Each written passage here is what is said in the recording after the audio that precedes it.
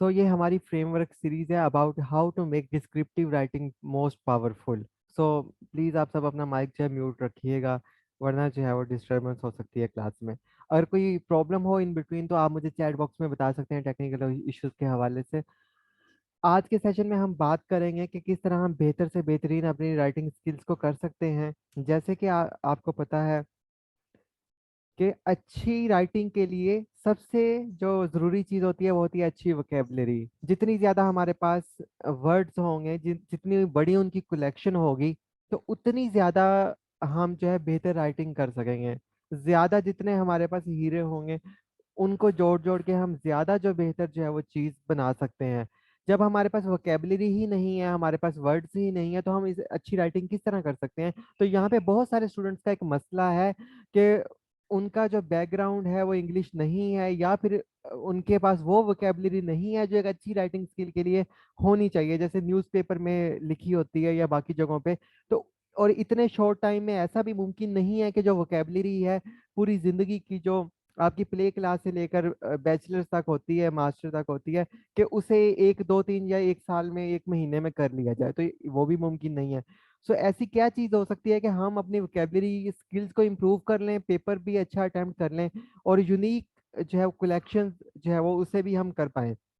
तो उन्हीं सब चीज़ों को करने, वोकेबलरी के इस इशू को ख़त्म करने के लिए, अगर आपके पास पास्ट में वोकेबलरी नहीं है, तो और इस टाइम भी वो सारी ज़िंदगी की वोकेबलरी जमा नहीं की जा सकती, क्योंकि हमने राइटिंग तो इफेक्टिव बनानी है, तो उसके लिए हमने कुछ फ्रेमवर्क्स डिज़ाइन किए हैं। मतलब फ्रेमवर्क कहते हैं सिस्टम को, कि किस तरह से उस सिस्टम को अडॉप्ट करके आप अपनी वोकेबलरी स्किल जो है वो अच्छी कर सकते हैं। जैसे मैंने आपको बताया कि अच्छी वोकेबलरी के साथ अच्छी राइटिंग होती है, और अच्छी जो आपके पास मोती होते हैं लफ्ज़ों के, जो आपके पास हीरे जवाहरात होते हैं, उनसे मिलकर ही एक बिल्डिंग अच्छी बनती है। इसी तरह अच्छे लफ्ज़ों के साथ अच्छे जो है वो स्टेटमेंट्स के साथ ही मिलकर एक जो एक पूरी राइटिंग की जो बॉडी होती है, जो फ्रेम होती है, वही अच्छी बनती है। तो सेम इसी पैटर्न पे हमें वो अच्छी अच्छी यूनिक चीज़ें, जिनसे हमारी तहरीर खूबसूरत लगे, इम्पैक्टफुल लगे, पावरफुल लगे, एक्सीलेंट लगे, वो कैसे हम कर सकते हैं। तो आज के सेशन में हम उसे सीखने वाले हैं। तो ये मैं आपको 3 फ्रेमवर्क्स आज की वीडियो में दूंगा, उन्हें आपने प्रैक्टिस करना है और उस तरह से जो है वो आपने अमल करना है उन पे, और आज ही से आपने ये चीज़ शुरू कर देनी है। सबसे पहले जो हमारा मेन मसला है वो वर्ड्स का, कि हमारे पास पास्ट में वर्ड्स नहीं है, हमारे पास इतनी कलेक्शन नहीं है वर्ड्स की कि जिन्हें हम पेपर के अंदर उतार सकें। तो हम ऐसे करते हैं कि आपने एक पेपर ले लेना है और उस पे 3 कॉलम बनाने हैं। पहला column serial number and second, जिसमें जो जनरल जनरल वर्ड्स हैं वो आपने लिखने हैं, और दूसरा कॉलम में आपने लिखने हैं इम्पैक्टफुल या पावरफुल वर्ड्स। अब बिल्कुल सादा सादा से जो लफ्ज हैं, आसान आसान लफ्ज हैं, हम उसे हमने ढालना है बहुत ही यूनिक, बहुत ही खूबसूरत या बहुत ही इम्पैक्टफुल वर्ड्स में। एक जुमला कहा जाता है अक्सर, कहता person who is best he will be number one, and the person who is unique he will be the only one. So आपको जो अपनी राइटिंग है उसमें यूनिकनेस शो करनी है एग्जामिनर को। आपने इस तरह एक्सप्रेस करना है अपनी चीज़ों को कि वो यूनिक लगे। आपने सादा चीज़ों को भी जो है वो यूनिक चीज़ों में कन्वर्ट कर देना है। वो कैसे होगा? आपने 3 कॉलम्स बना लेने हैं अपने रजिस्टर पे, और आपने पेपर के दिन तक कम से कम 500 या 1000 वर्ड्स, जो यूनिक वर्ड्स हैं, उनकी कलेक्शन करनी है। वो कलेक्शन होगी कहाँ से, सोर्सेज क्या होंगे, वो मैं आपको बाद में बताऊंगा, लेकिन किस तरह आपने कलेक्शन करनी है उस पर हम सबसे पहले चलते हैं। जस्ट लाइक अक्सर इकोनॉमी में, टैक्सेशन में, बहुत जगह पे पाकिस्तान भर में एक लफ्ज इस्तेमाल होता है, system system system, structure structure, या प्लान तरीकाकार। तो इसका ये बहुत ही पुराना लफ्ज हो गया है। जैसे अभी मैं आपको बताऊं कि राइटिंग को इम्प्रूव करने का स्ट्रक्चर क्या है, तो मैंने वो नहीं लिखा, बल्कि मैंने कहा मैं आपको फ्रेमवर्क दे रहा हूँ, यानी एक तरीका दे रहा हूँ, एक सिस्टम दे रहा हूँ। तो सिस्टम और स्ट्रक्चर का जो अल्टरनेटिव वर्ड यूज हो रहा है, इसे जो है आजकल लेटेस्ट दुनिया में जो वर्ड यूज हो रहा है सिस्टम और स्ट्रक्चर की जगह, वो यूज हो रहा है फ्रेमवर्क। तो कहीं भी पेपर में, कहीं भी आप दुनिया भर में जिंदगी में सिस्टम स्ट्रक्चर की बात कर रहे हो तो आपने सिस्टम स्ट्रक्चर लफ्ज यूज नहीं करना, फ्रेमवर्क यूज करना है। तो अगला बंदा सोचेगा कि यार ये कोई नई चीज है, कोई नया वर्ड है, तो ये बहुत ज्यादा पावरफुल इम्पैक्ट डालेगा अगले इंसान पे। जैसे मैं आगे हम मैं इसकी बताता हूँ एग्जांपल। अच्छा, अक्सर लीडिंग बहुत लफ्ज यूज होता है कि लीड करें, आप हमारी इंस्टीट्यूट को लीड करें, एकेडमी को लीड करें, ऑर्गेनाइजेशन को लीड करें, कंपनी को लीड करें। तो लीडिंग भी बहुत घिसा पिटा पुराना यूज हो गया लफ्ज। तो हमने कोई नई रॉकेट साइंस नहीं की, हमने एक सिंपल सा लफ्ज उठा लिया, स्टेयरिंग। जैसे गाड़ी होती है, गाड़ी को ड्राइव करते हैं किसके साथ? स्टेयरिंग के साथ। जैसे लीडिंग कमेटी है, हुकूमत ने एक लीडिंग कमेटी बना दी, जैसे एनसीओसी थी कोरोना के लिए, वो लीडिंग कमेटी थी, हेल्थ की डील कर रही थी। तो अगर उसे हम कहते हैं लीडिंग कमेटी या मैनेजिंग कमेटी, और तो ऑर्गेनाइजिंग कमेटी, ये एक आम सी बात हो जाती। अगर हम यूज करते कि हुकूमत ने जो है वो हेल्थ के मामलात को कोरोना में देखने के लिए एक कोरोना स्टेयरिंग कमेटी बना दिया। स्टेयरिंग का मतलब कि उसे ड्राइव करने वाली कमेटी, उस जो पूरी सिचुएशन है या उस पूरे जो जो एक्टिविटी है उसे ड्राइव करने के लिए जो कमेटी है उसका नाम है स्टीयरिंग कमेटी। तो स्टीयरिंग जो लफ्ज गाड़ी के स्टेयर से लिया गया है, जिससे गाड़ी को हम मोड़ते हैं, ड्राइव करते हैं, सीधा चलाते हैं। तो सिंपल बात देखें, कितना फर्क, कितना बड़ा इम्पैक्ट, कितना बड़ा है इस लफ्ज का और इस लफ्ज का। ठीक है। तो इस तरह आप अक्सर हम बात करते हैं, क्योंकि ये हमारे सब्जेक्ट एरिया है, तो इसी पे हमने, इसी डोमेन में हमने रहना है। तो फाइनेंशियल पोजीशन बहुत ख़राब है पाकिस्तान की, फाइनेंशियल सिचुएशन बहुत ख़राब है, फाइनेंशियल इश्यूज हैं पाकिस्तान में, फाइनेंशियल मामलात बिगड़े हुए हैं। इस तरह से हम बहुत बार ये लफ्ज़ सुनते हैं और ये घिसा पिटा सा लफ्ज़ हो गया, और पेपर में भी लिखेंगे, कोई अच्छा इम्पैक्ट नहीं डालेगा एग्जामिनर। तो अगर हम इसी वर्ड को थोड़ा सा बेहतर एक्सप्रेस करना चाहते हैं तो हम कह सकते हैं फाइनेंशियल हेल्थ। पाकिस्तान की फाइनेंशियल हेल्थ बहुत पुअर है, या मैं कहूँ कि मेरी फाइनेंशियल हेल्थ अच्छी नहीं है। अगर यहाँ पे एक लफ्ज यूज होता है फाइनेंशियल कंडीशन, फाइनेंशियल पोजीशन, तो ये कंडीशन, पोजीशन, सिचुएशन, ये सारे पुराने लफ्ज हैं, तो आपको अखबार में ये मिलते होंगे। लेकिन अगर आप फाइनेंशियल हेल्थ यूज करेंगे, so it will be the unique and it will also create impact on the eyes of examiner. ठीक है। तो आपने इस तरह से ही जो है वो जो है ये वर्ड यूज करना है। इसी तरह एक लफ्ज है पाकिस्तान में टैक्स का मॉडल, या टैक्स का सिस्टम, या टैक्स का ढांचा, या टैक्स का निज़ाम। तो बहुत बार ये लफ्ज आपको इकोनॉमी में, हमारे पेपर्स में, एफपीएससी के पेपर्स में मिलेगा जब आप देंगे। तो क्योंकि सारा फिजिकल पॉलिसी इस पे घूम रही है, बजट हो, दूसरी चीजें हो, तो आपने आज के बाद ये अहद कर लेना कि जिंदगी में जो है आपने टैक्स मॉडल लफ्ज यूज नहीं करना। आपने यहाँ पे लफ्ज यूज करना है नेशनल टैक्स फ्रेम। मतलब देखें इतना, अब टैक्स मॉडल बहुत पुराना लफ्ज हो गया है, जो टैक्स फ्रेम है वो बहुत ही इम्पैक्टफुल लफ्ज है, बहुत ही खूबसूरत लफ्ज है, मतलब दोनों का एक ही है। अक्सर हम बात करते हैं एफबीआर की जो वर्क फोर्स है, एफबीआर के जो लोग हैं, एफबीआर के जो एम्प्लॉइज हैं, एफबीआर का जो एफबीआर जो डिपार्टमेंट है, ठीक है, एफबीआर जो ऑर्गेनाइजेशन है, तो it is a very old, मतलब घिसे पिटे से लफ्ज हैं, हमने इन्हें यूज नहीं करना, हमने यूनिक बनना है दूसरे लोगों से।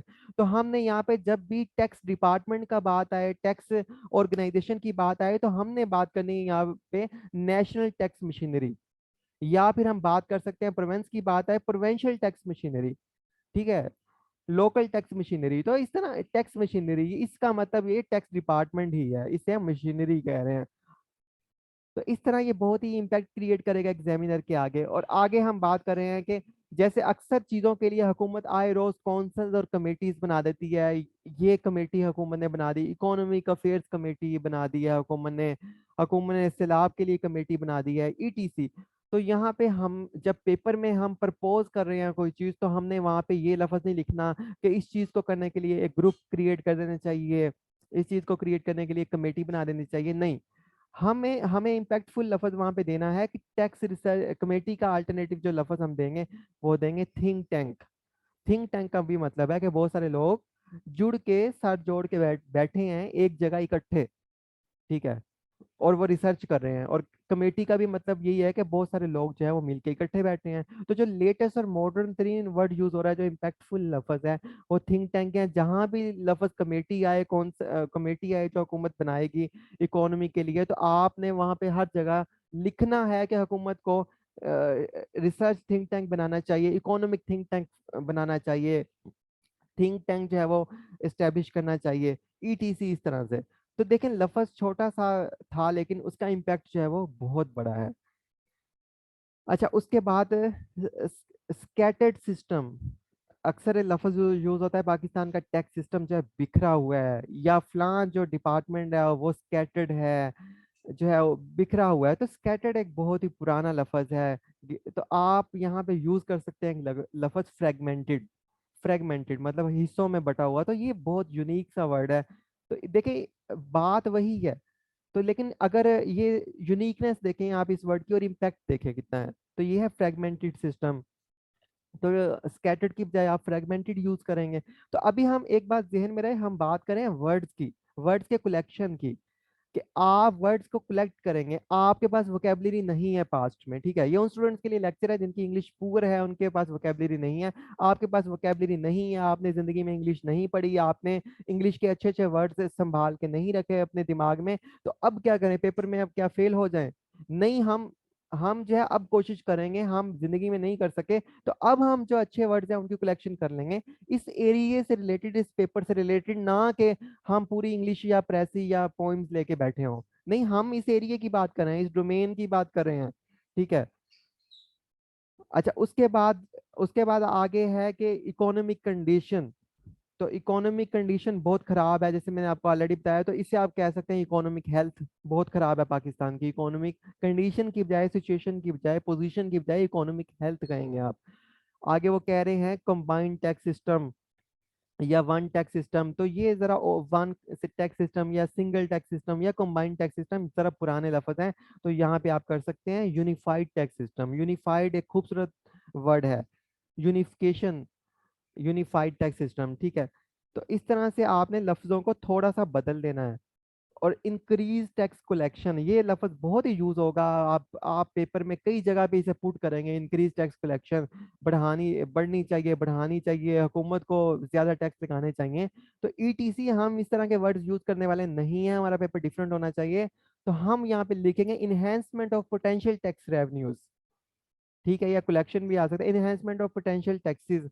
तो यहाँ पे अब देखें, ये इस वर्ड का और इसका अगर कंपैरिजन करें तो बहुत ज्यादा इम्पैक्ट है, बहुत सी डिफरेंस है दोनों में, ठीक है। तो इस तरह के वर्ड्स है। तो अभी तक हमने बात कर ली 10 वर्ड्स, हमने जो है अच्छे अच्छे यूनिक 10 वर्ड्स कलेक्ट कर लिए, ठीक है। अब लास्ट पे जाते हैं, प्रैक्टिकल सॉल्यूशंस अक्सर लफ्ज यूज होता है। हम अब पेपर में यूज करेंगे कि प्रैक्टिकल सॉल्यूशन क्या है इस चीज को करने के लिए। तो प्रैक्टिकल हम लफ्ज यूज करने वाले नहीं हैं, हम यहाँ पे लफ्ज यूज करेंगे फिजिबल सॉल्यूशन। फिजिकल सॉल्यूशन का भी वही मतलब है, जिन्हें अमली तौर पे किया जा सके, फिजिबल सॉल्यूशंस, ठीक है। तो ये सारे अब देखें 11 वर्ड की कलेक्शन होगी। अब एक और वर्ड जैसे मैं बता देता हूँ, अभी हम बात भी कर रहे थे कि एरिया, फ्लां टैक्स एरिया या प्रोवेंशियल टैक्स एरिया। तो हम एरिया की बजाय, जो लफ्ज एरिया है इंग्लिश का वो बहुत पुराना हो गया है, तो हम एरिया की बजाय लफ्ज यूज कर सकते हैं डोमेन। डोमेन का मतलब भी एरिया ही होता है। तो एरिया की बजाय जो है वो हम डोमेन लफ्ज यूज करेंगे। तो इस तरह से हम जो है वो यूनिक यूनिक जो वर्ड्स हैं, जो उनकी कलेक्शन करेंगे वोकेबलरी के लिए आज से, ठीक है। ये सब उन स्टूडेंट्स के लिए लेक्चर है जिनके पास बिल्कुल इंग्लिश का नॉलेज नहीं है और जिनकी राइटिंग बिल्कुल ही अच्छी नहीं है। राइटिंग तभी होगी जब आप हीरे जवाहरात इकट्ठे करेंगे, अच्छी बिल्डिंग तभी खड़ी होगी जब आप हीरे जवाहरात, मोती जो है आपके पास होंगे। अगर आपके पास मोती हीरे जवाहरात ही नहीं होंगे, फिर तो एक सादा सा मकान बनेगा ना, फिर तो एक आम सा घर बनेगा और तो कुछ नहीं हो सकता। फिर एक सादा सी बिल्डिंग बनेगी जो बिल्कुल भी खूबसूरत नजर नहीं आएगी। ताजमहल बनाने के लिए भी दुनिया जहान के, हिंदुस्तान भर के हीरे जवाहरात इकट्ठे किए गए थे, दुनिया भर से मटेरियल खूबसूरत इकट्ठा किया गया था, तो ताजमहल बना था। इसीलिए उसकी आज भी खूबसूरती 400-500 साल बाद है, ठीक है। इसी तरह जो अच्छी राइटिंग्स होती हैं लोगों की, अच्छी बुक्स की सूरत में, वो सैकड़ों साल जो है वो रहती हैं, कई दहाइयां रहती हैं। तो आपने अगर राइटिंग अच्छी करनी है तो आपके पास वर्ड्स अच्छे हों। जैसे बिल्डिंग के लिए ईंटें होती हैं, उसमें हीरे जवाहरात होते हैं, तो राइटिंग के लिए भी आपके पास लफ्जों के मोती होने चाहिए, ठीक है। स्टेटमेंट्स जो है वो खूब गोल्डन होनी चाहिए, खूबसूरत होनी चाहिए, ठीक है। आपका प्रेजेंटेशन खूबसूरत होनी चाहिए, उस पर भी आगे हम बात कर लेते हैं। तो ये सीरीज में हम इंशाल्लाह चलाएंगे इन चीज़ों को। सबसे पहला इसका जो फंडामेंटल, आपको पता है हम फंडामेंटल से शुरू करते हैं हमेशा। फंडामेंटल यही था, जो वर्ड्स हैं, जो इंटें हैं, तो वर्ड्स आपने आज से इसी तरह इकट्ठे करने शुरू कर देने हैं सब लोगों ने। और आपके पास पेपर के दिन तक कम से कम 1000 वर्ड्स की कलेक्शन हो, कम से कम 1000 वर्ड्स की आपके पास कलेक्शन होनी चाहिए, तो फिर ही पेपर में आप अच्छी चीज लिख सकते हैं और ये वर्ड्स आगे बार बार यूज होंगे।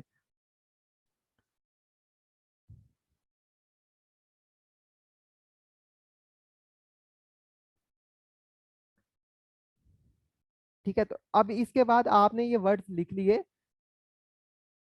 तो उसके बाद आपने क्या करना है, वर्ड्स लिखने के बाद आपने जो है इस तरह एक चौथा कॉलम भी उसमें आगे ऐड कर लेना है और इसे छोड़ देना है खाली। एंड मैं ट्राई करूंगा कि मैं एक्सेल शीट्स क्रिएट कर सकूं, हर बच्चे को इंडिविजुअली वो शीट दे दूं। तो आगे मैं उसके उस पे यहाँ पे परसेंटेज लिखी होगी, तो आगे मैं उसका इम्पैक्ट देखूंगा कि ये वर्ड जो आपने कलेक्ट किया है, मतलब जैसे ये मैंने 11 वर्ड्स कलेक्ट किए हैं, तो मैं उसमें देखूंगा कि आपने जो वर्ड्स कलेक्ट किए हैं उनकी स्ट्रेंथ कितनी है, कितने पावरफुल हैं वो वर्ड्स। जैसे फ्रेमवर्क है, काफी पावरफुल वर्ड है, स्टीयरिंग कमेटी पावरफुल वर्ड है, फाइनेंशियल हेल्थ पावरफुल वर्ड है। तो मैं बदले में मार्क्स आपको दूंगा, यहाँ पे परसेंटेज दूंगा कि ये 50% पावरफुल है, 40% पावरफुल है, 0% पावरफुल है, फजूल जो है वो ये लफ्ज है। तो इस तरह से जो है फिर आप उसे डिलीट कर देंगे। ठीक है, तो मैं कोशिश करूंगा कि ई शीट्स आपके लिए क्रिएट कर पाऊँ।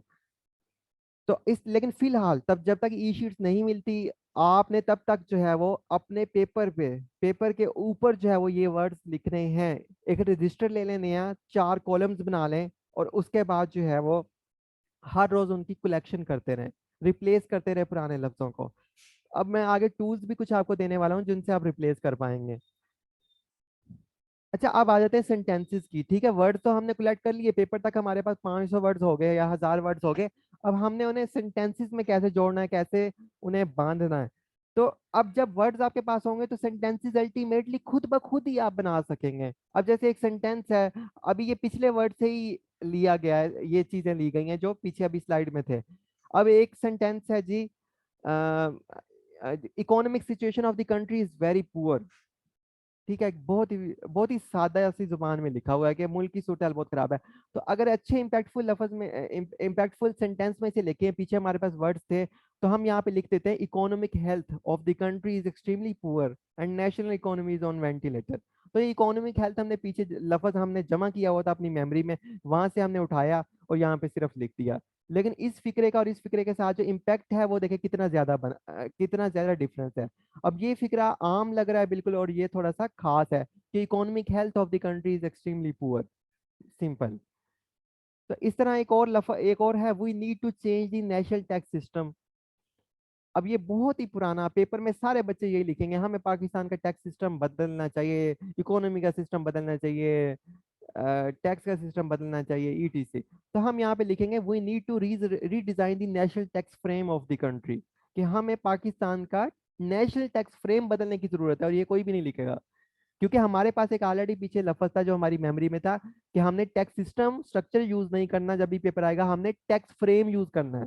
सो हमने ये टैक्स फ्रेम यहाँ से फिक्रे में जोड़ा और फिक्रा इम्पैक्टफुल बन गया।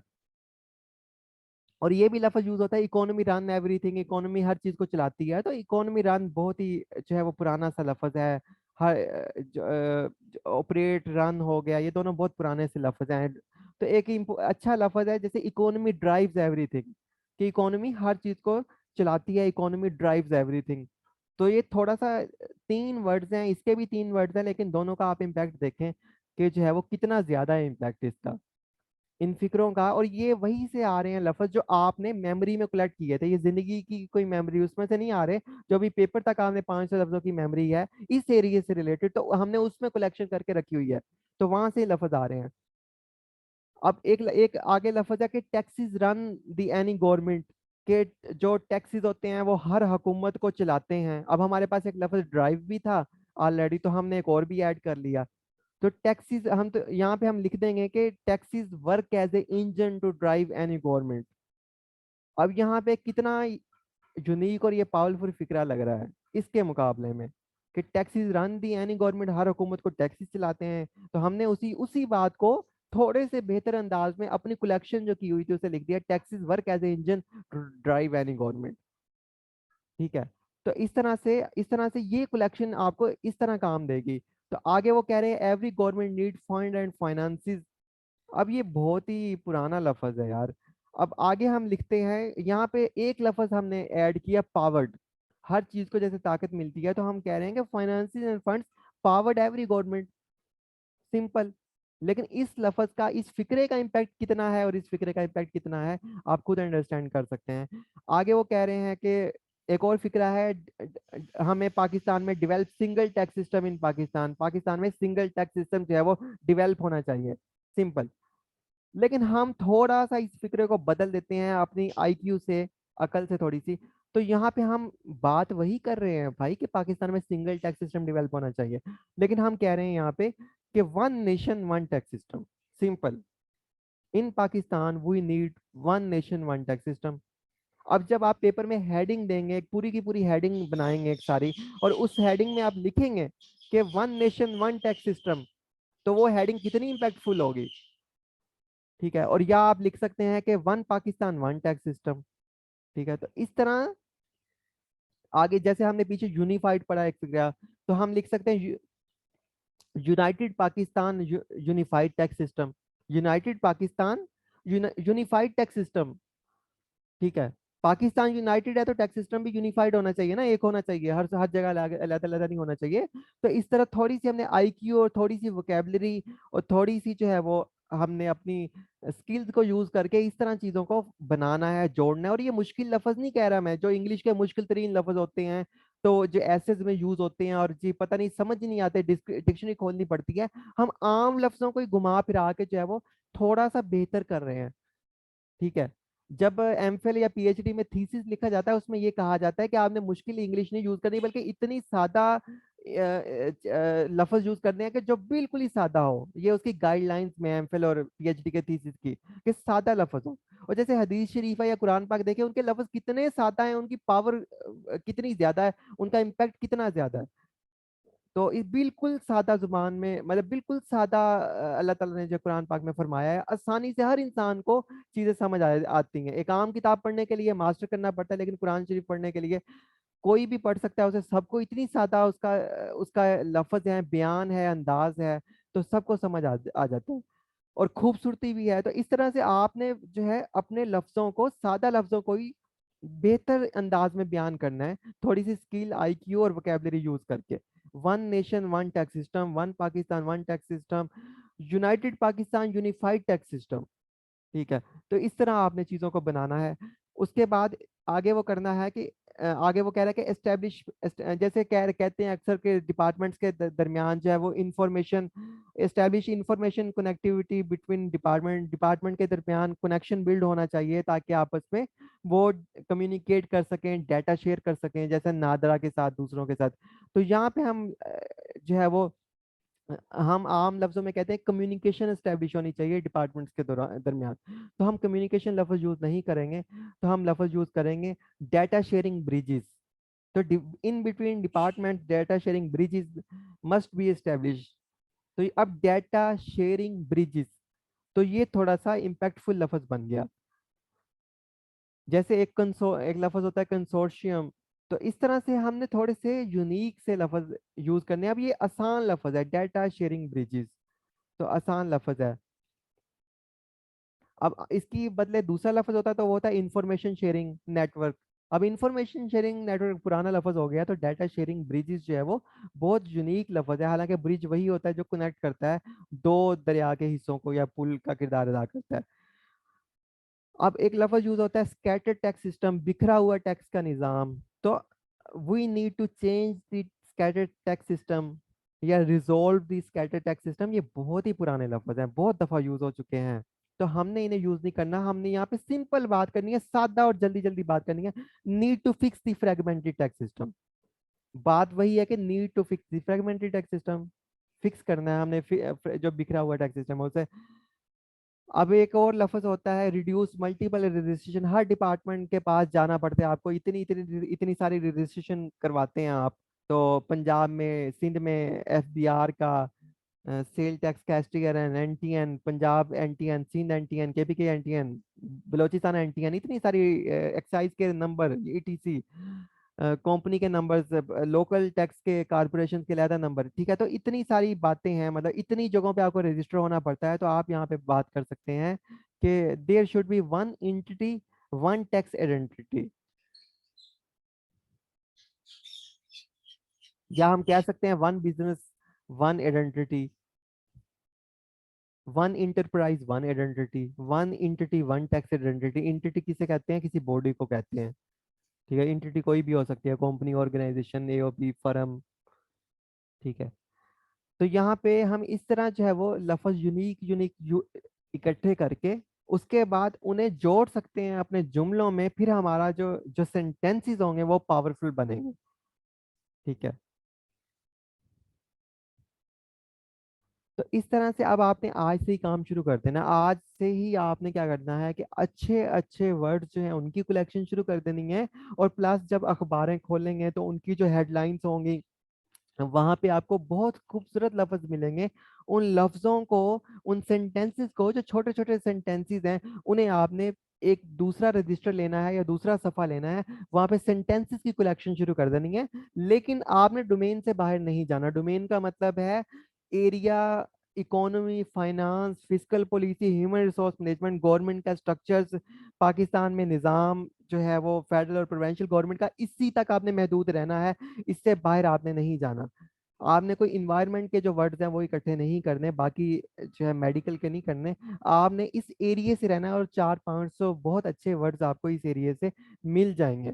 जो वो कैसे मिलेंगे अभी मैं बता देता हूँ। आप अभी नोट कर लें कापी पेंसिल के ऊपर उन चीज़ों के नाम। जो मिस्टर शब्बर जैदी हैं, एफबीआर के पिछले चेयरमैन, उनके ट्विटर को हैंडल को फॉलो कर लें। ठीक है, उसके बाद जो है जितने भी पाकिस्तान के बड़े इकोनॉमिस्ट हैं, कैसर बंगाली हैं, उनके ट्विटर हैंडल को फॉलो कर लें। उसके बाद एफबीआर के ट्विटर हैंडल, टाइम भी बचाएं, इधर उधर फजूल ना घूमें फेसबुक इधर उधर। तो एफबीआर के ट्विटर हैंडल को फॉलो कर लें। ठीक है, मिनिस्टर ऑफ फाइनेंस जो है उसके ट्विटर हैंडल को फॉलो कर लें। और जो मिनिस्ट्री ऑफ फाइनेंस है, रेवेन्यू है, इकोनॉमिक अफेयर है, इनके ट्विटर हैंडल्स को आप फॉलो कर लें। ठीक है, और इस तरह से जो है वो ब्लूमबर्ग बिजनेस जो है इसकी ऐप डाउनलोड कर लें, इसकी वेबसाइट रोज विजिट किया करें, अच्छे अच्छे वर्ड्स मिलेंगे। वर्ल्ड इकोनॉमिक फोरम की ऐप डाउनलोड कर लें, वहां से अच्छे अच्छे प्ले स्टोर से मिलेगी, अच्छे अच्छे लफ्ज आपको मिलेंगे। उसके बाद जो है वो इकोनॉमिक टाइम्स, इससे इसकी वेबसाइट रोज विजिट किया करें। ये सारे नाम जो मैं बोल रहा हूँ गूगल पे सर्च मारेंगे वहां पे आपको इनकी वेबसाइट्स मिल जाएंगे। इकोनॉमिक टाइम्स हो गया, फाइनेंशियल टाइम्स हो गया, फाइनेंशियल टाइम्स को देखा करें हर रोज, वहां से अच्छे अच्छे वर्ड्स मिलेंगे, सेंटेंसेस भी मिलेंगे, वर्ड्स भी मिलेंगे। और इसके बाद दी एक्सप्रेस ट्राइब्यून का इकोनॉमी और बिजनेस का पेज हर रोज पब्लिश होता है, पाकिस्तानी पेपर है, उसे देखा करें। दी नेशन का इकोनॉमी और बिजनेस का पेज, उसे देखें हर रोज। ठीक है, Pakistan today economy and business page, उसे देखें। The news economy and business page, उसे देखें। The nation economy and business page, उसका देखें। ठीक है, तो ये सारे आप जो है वो पेजेस देखें। इसके बाद Pakistan institute of development in economics, pied, Pakistan institute of development in economics, इसके ट्विटर हैंडल को सब्सक्राइब कर लें। इसकी वेबसाइट जो है वो अक्सर विजिट किया करें। pkrevenue.com, pkrevenue.com, इसकी वेबसाइट विजिट किया करें। टैक्स, फिस्कल पॉलिसी, इकोनॉमी से रिलेटेड जितनी भी चीजें हैं आपको यहाँ पे मिलेंगी। जस्ट वहाँ पे देखा करें। एक, अब ये नहीं है कि आप जाके पूरे पूरे आर्टिकल पढ़े हैं, मतलब आप जैसे किताब होती है ना उसका कवर पेज हम देखते हैं, कवर पेज पे लिखा होता है, तो आपने कवर पेज में या हेडिंग्स जो होती हैं चैप्टर्स की वो देखनी है। ऐसे नहीं है कि आपने किताब पूरी खोल के उसके सारी चीजें पढ़नी शुरू कर देनी है, ऐसे नहीं। आप जाएं, किताब का कवर पेज देखें, उसके बाद उसकी हेडिंग्स पढ़ें, चैप्टर्स की, बस खत्म।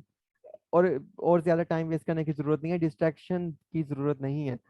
ठीक है, इस तरह से ये सारे मैंने न्यूज़पेपर आपको बता दिए जितने भी हैं। इसके अलावा भी बहुत सारे और न्यूज़पेपर हैं। टाइम्स है, टाइम मैगजीन है, उसका इकोनॉमी और फाइनेंस का सेक्शन। ब्लूमबर्ग बिजनेस का मैंने बता दिया, वो आप देखा करें। बिजनेस रिकॉर्डर और बिजनेस इंसाइडर, ये दो अलग-अलग न्यूज़पेपर हैं, बहुत अच्छे हैं, बिजनेस के ऊपर हैं। Business recorder and business insider, इसमें लाजमी देखा करें आप इन्हें खोल के। ठीक है, इन्हें खोलने से आपके तीन फायदे होंगे, तीन चीजें आप हजम कर पाएंगे। The first thing is that कि आपको जो है वो इकोनॉमी के बारे में पता चलेगा, फिस्कल पॉलिसी भी आपकी कवर होगी, इंग्लिश की राइटिंग के लिए परल्स भी आपको यहीं से मिलेंगे।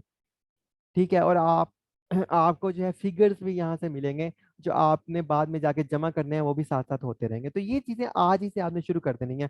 तो कम से कम जब पेपर शुरू हो, पेपर मीन्स जब हो, तो तब तक आपके पास 100 200 जो अच्छे अच्छे सेंटेंसेस हैं जो हर जगह यूज हो सकते हैं, उनकी कलेक्शन होनी चाहिए। प्लस आपके पास 500 से 1000 वर्ड्स की कलेक्शन होनी चाहिए इस सारे डोमेन और एरिया से रिलेटेड। अब मैंने ये वर्ड कहाँ से लिया है, इकोनॉमी ड्राइव्स एवरीथिंग।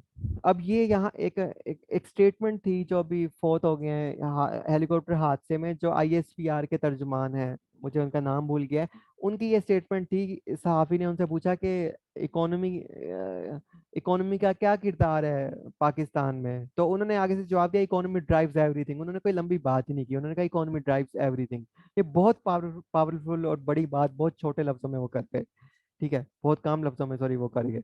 तो इस तरह जो अच्छे अच्छे जो जो चीजें हैं, मतलब जो अच्छे अच्छे वर्ड्स हैं, उन्हें आपने जो है वो जो सेंटेंसेस हैं और जो वर्ड्स हैं दोनों की आपने कलेक्शन करनी है, और इस तरह के हों, वो यूनिवर्सल हों, वो कहीं भी यूज हो सके, ठीक है, उन्हें आपने जहन में रखना है।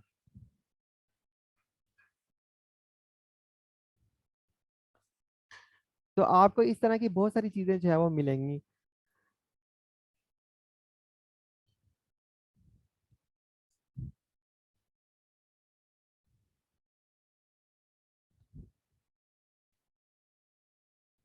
अब इस तरह से एक और मैं बता दूं, जो बड़े लोग होते हैं, जो बहुत बड़े लोग होते हैं, उनकी कुछ ऐसे बातें होती हैं कि वो मतलब उन्हीं के जो है वो मुंह से निकली होती हैं।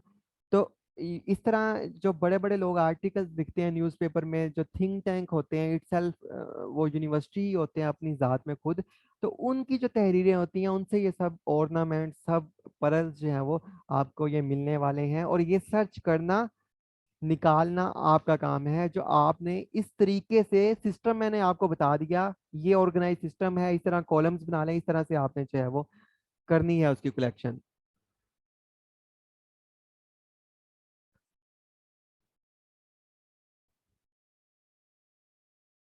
अच्छा, अब एक और नेक्स्ट चीज है टाइम लाइन्स। जब जब पेपर आना है,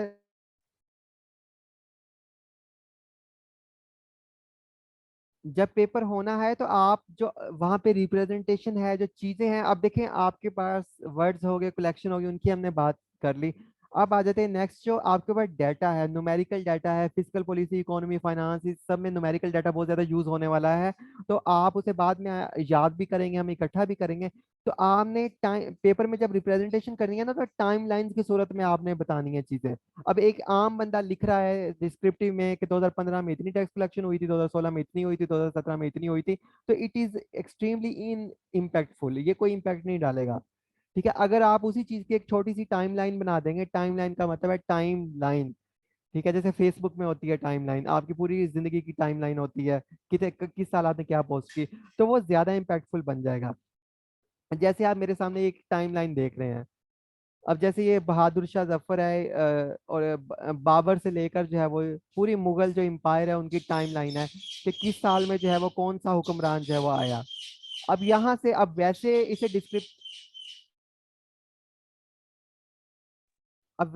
डिस्क्रिप्शन में पढ़ते तो बहुत हमारे लिए मसला हो जाता, जैसे हम किताबों में पढ़ते हैं, आज तक हमें समझ नहीं आया ना, आपको आया होगा, ठीक है, कि पहले अकबर था, हुमायूं था, बाबर था, से। लेकिन ये देखें एक टाइमलाइन है सिर्फ, यहाँ पे कितनी आसानी के साथ आप अंडरस्टैंड कर पा रहे हैं कैसे यहाँ पे लिखा हुआ है। तो इस तरह जो है वो हमने चीजों को, फिगर्स को, डाटा को, जो पॉसिबल है, सब चीजें नहीं हो सकती, जो पॉसिबल है, जो डिजर्व करता है, उस डाटा को हमने टाइमलाइन की सूरत में लिखना है। एक हम प्रैक्टिस भी आगे कर लेते हैं, तो ये एक एग्जांपल के लिए मैंने आपको दिखाया।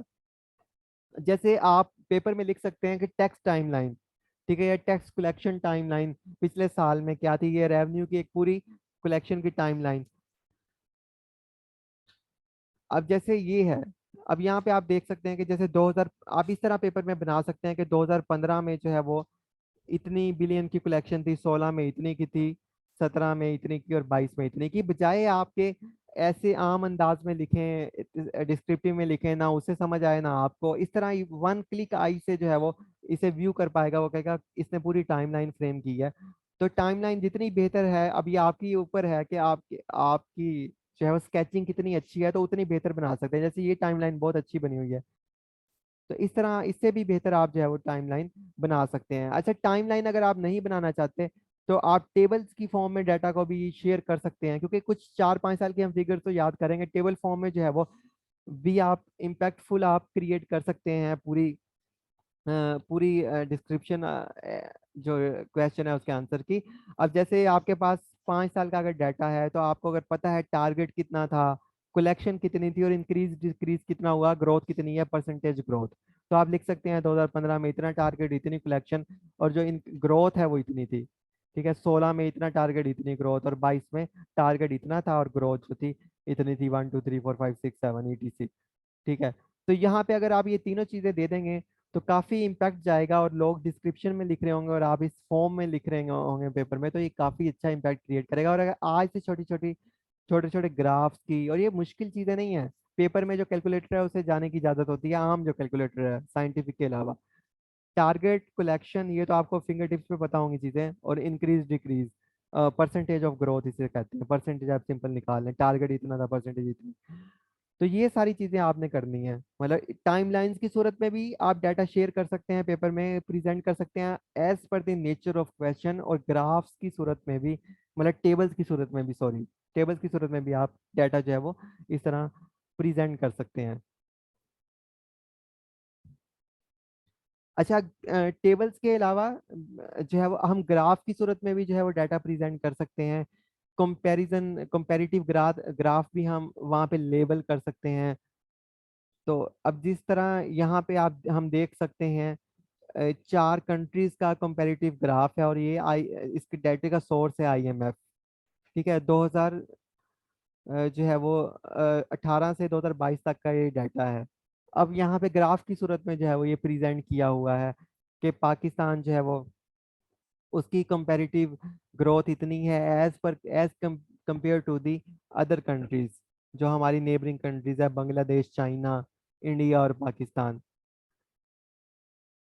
ठीक है, जैसे यहाँ पे वो बता रहा है कि चाइना की जो पाकिस्तान की ग्रोथ जो थी 6.1% थी और चाइना की 6.8 थी।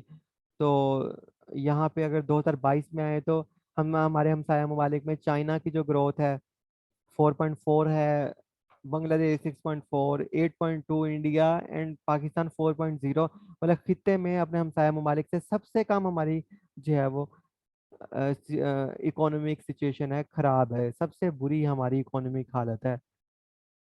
तो इस तरह से जो है वो जब हम बाद में फिजिकल पॉलिसी पढ़ेंगे, आईएमएफ और दूसरे डाटा हम वहाँ से कलेक्ट करेंगे, तो उन डाटा को अपने नोट्स में, अपनी तहरीरों में जो आपने सेव करना है, जो प्रैक्टिस आपने करनी है, वो इस तरह से टाइम लाइन्स की सूरत में, ग्राफ्स की सूरत में, टेबल्स की सूरत में आप उसे प्रैक्टिस कर सकते हैं। ब्लैक और ब्लू जो है वो बॉल पेन का इस्तेमाल करके ब्लैक में भी जो है अच्छा स्केच बन जाता है, तो ये एक मैंने ब्लैक स्केच जो है वो कन्वर्ट करने की कोशिश की है।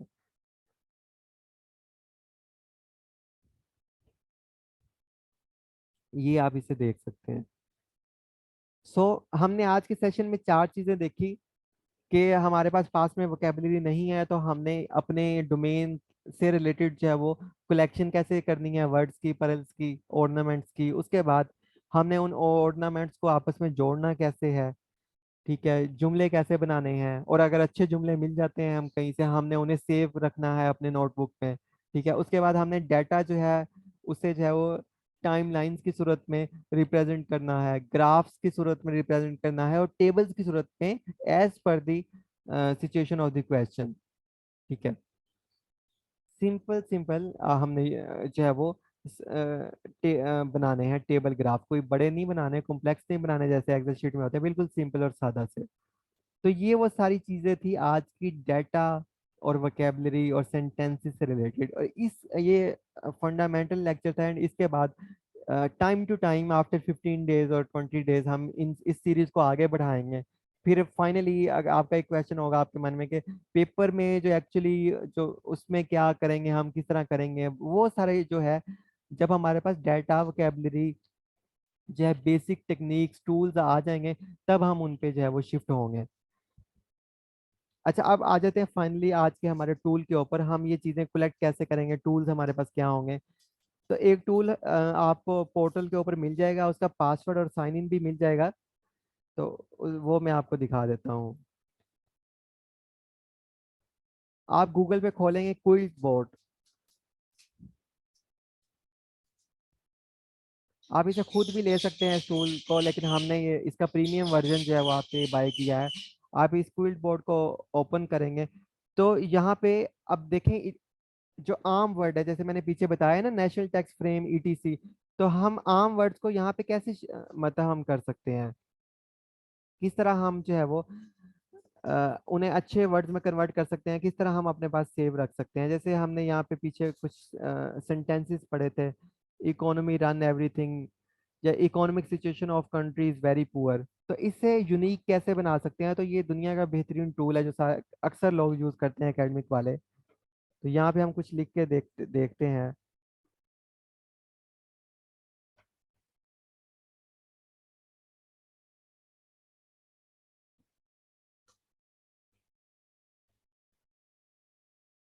अब पैराफ्रेजिंग कहते हैं उसी चीज को, उसी जुमले को बगैर बात का जो जो है, बात जो उसमें की गई है उसे बदले लफ्जों को बदल देना। बात वही रहेगी लेकिन लफ्जों को बदल दिया जाएगा, उसे कहते हैं पैराफ्रेजिंग।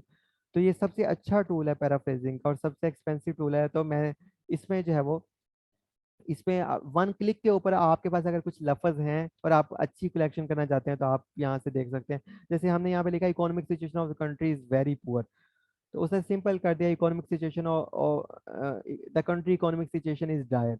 अच्छा, अब इसमें बहुत सारे फीचर्स हैं इस टूल में। अब यहाँ पे वो लफ्ज पे क्लिक करेंगे तो जितने लफ्ज सारे डिक्शनरी में अवेलेबल होंगे उसी टाइम आ जाएंगे।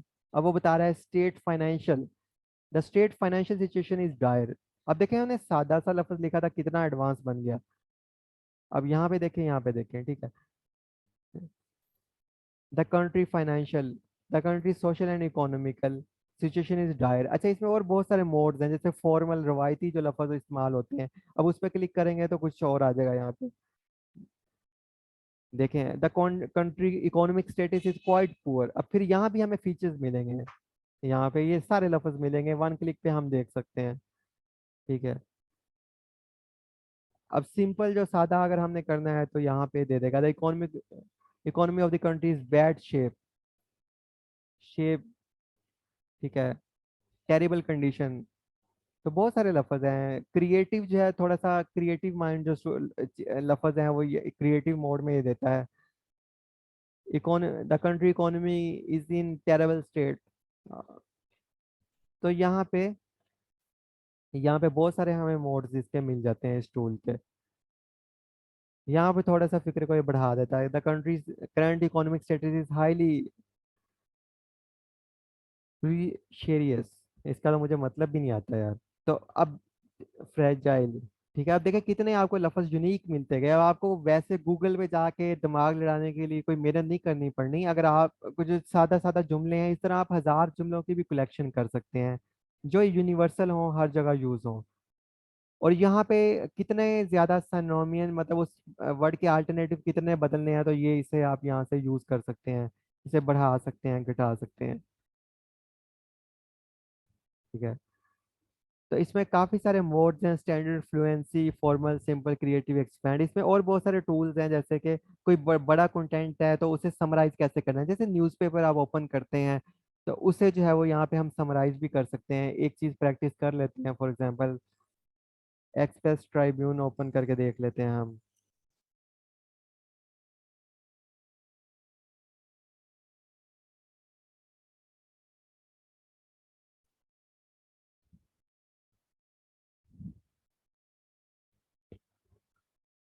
ये देखें, इसका बिजनेस का पेज है। हम यहाँ पे जाएंगे, इसके बिजनेस के पेज पे क्लिक करेंगे।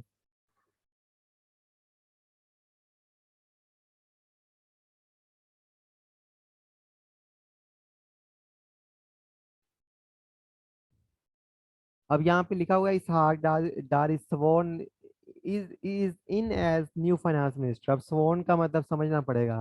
अब अगर अपॉइंटेड होता लफज या टेक ओथ होता, वो पुराना होता लफज।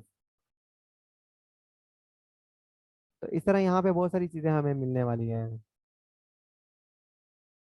अब देखें कितना अच्छा लफज है, रुपी मेंटेन्स अप ट्रेंड। पहले अक्सर लफज यूज होता है हायर, तो यहाँ पे लिखा हुआ है रुपी मेंटेन्स अप ट्रेंड। कितना खूबसूरत लफ्ज है, इसकी कलेक्शन आप अपने नोट्स में कर सकते हैं। अब ये बड़ा पैराग्राफ दिया हुआ है, इसे वैसे कोई बहुत अच्छा पैराग्राफ है, इसे समराइज करना चाहते हैं तो वो ये टूल भी है यहाँ पे समराइजर का। यहाँ हम पेस्ट कर देंगे इसे, ये समरी इसकी दे देगा। इसमें से अगर पॉइंट्स हमें चाहिए या की सेंटेंसेस चाहिए, यहाँ पे क्लिक करेंगे, की सेंटेंसेस भी हमें ये दे देगा। हमें इतना बड़ा पढ़ने की जरूरत नहीं है। ठीक है। तो इस तरह काफी सारे मोड्स हैं इस टूल में। तो इसका पासवर्ड और लॉगिन जो है मैं यहाँ पोर्टल में डाल दूंगा। तो एहतियात के साथ आपने इसे जो है वो यूज करना है, सब लोगों ने।